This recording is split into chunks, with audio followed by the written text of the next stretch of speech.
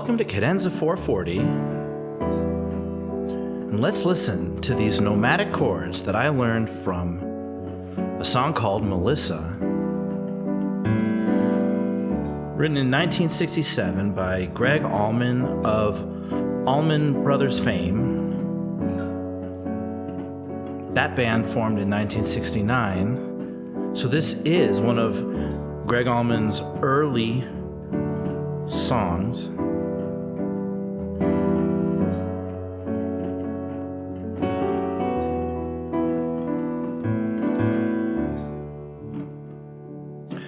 Yet despite being such an early song for him, it's a masterpiece.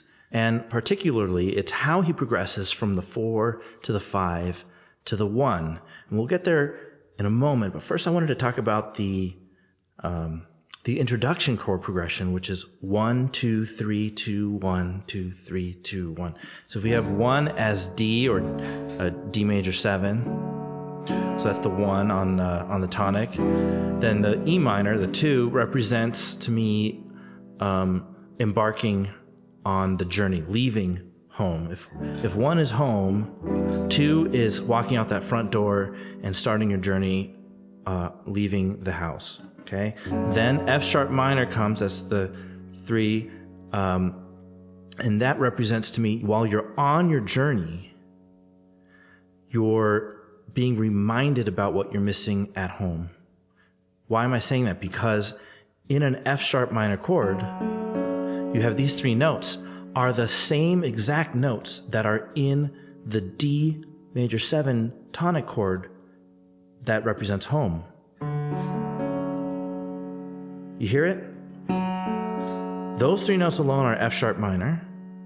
And those 4 notes with the D at the bottom is the tonic.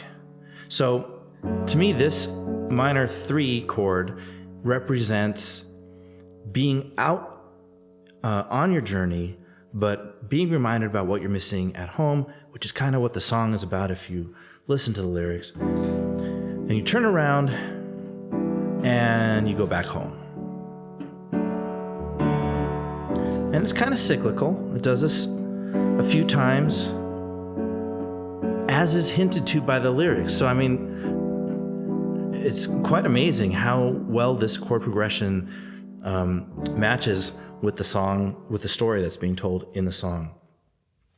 And then we get to the 4-5-1 progression.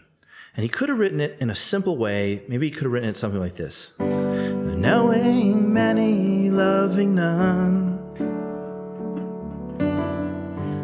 bearing sorrow, having fun. Right, something like that. But he did something unbelievable. He wrote that 4-5-1 progression in the most circuitous way imaginable.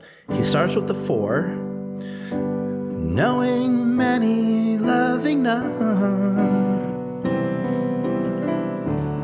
bearing sorrow, having fun.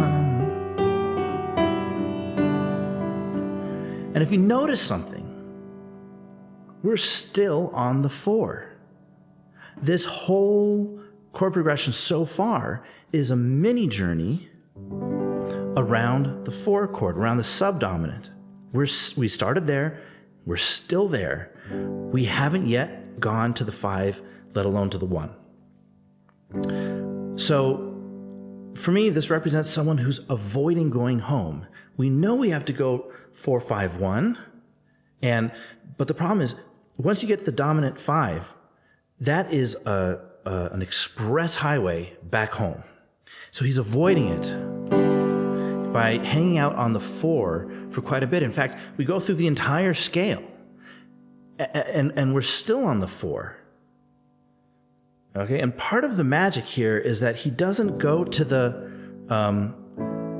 A major, because if you do that, if you go from the 4 to from the G, which is the 4, to the A major, which is the 5, the dominant, that sucks you back to the 1. So he avoids that by making it a minor A. So from the G to the minor A. So the A is still a 5th, but because it's not major, it's this minor, you don't have the same magnetic attraction to the 1 that you would. With the specific note that's different is C sharp. So C sharp in a major, in an A major, C sharp pulls you to the D. But if the A is minor, you don't have that C sharp. You have that C natural, and it doesn't have the same kind of pull. In fact, pretty soon you realize that from the G to the A minor, you're on this mini journey and you're not going home yet. And you go through all the notes of the scale.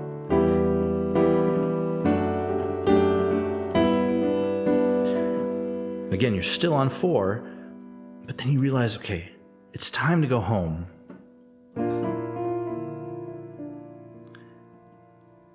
And you take one last step.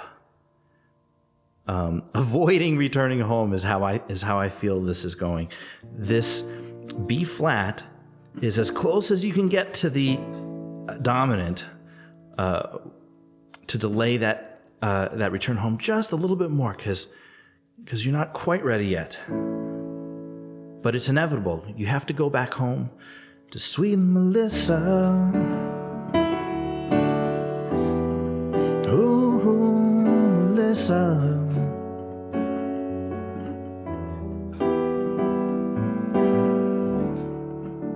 I mean, the symbolism in this.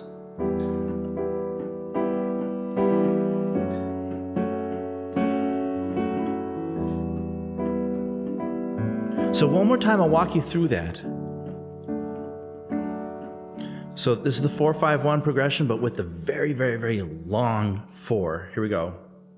Knowing many, loving none, bearing sorrow, having fun. Again, still at the 4.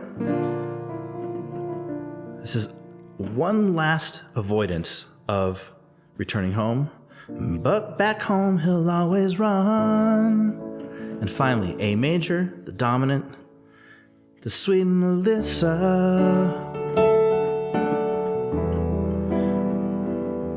Melissa.